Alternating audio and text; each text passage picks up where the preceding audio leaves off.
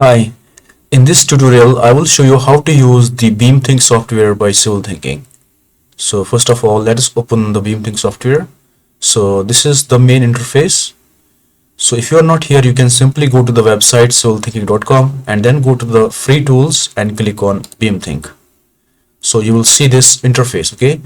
Then you will click on launch now. So give it a couple of seconds, it will launch. So here you go.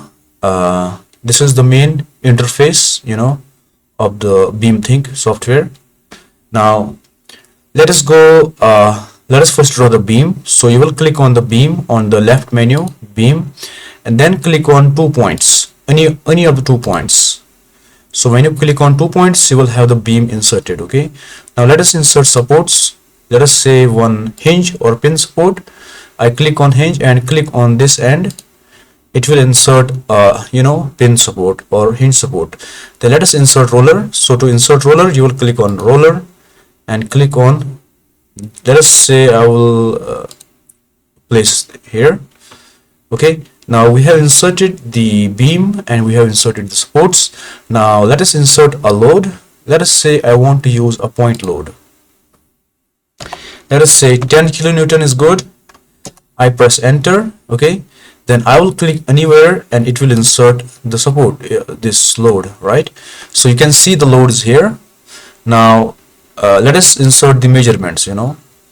So I will click on the measure, click on 2 points. Let us say from here to here it is 0.5, 0.5. You can press OK or press hit enter. Okay, unit is meter and I am good with meter. If you want change, you can change here.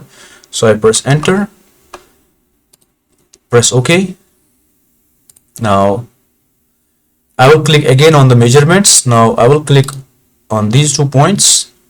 Let us say this is also 0.5. Press OK. So our this beam is ready. This is just a basic beam for the tutorial. Now when you have placed all the loads, all the measurements, you will press validate and run analysis button, which is right, left bottom, right? Validate and run analysis. So I will click, give it a second. It is validating the geometry for errors. Okay, geometry is valid and it is saying results are ready. Now if you want, you can see the reactions. You can zoom in or zoom out. These are the reactions. R1Y is 5 kilonewton, R2Y is 5 kilonewton. If you want, you can see the shear force diagram, SFD. You can click on the SFD.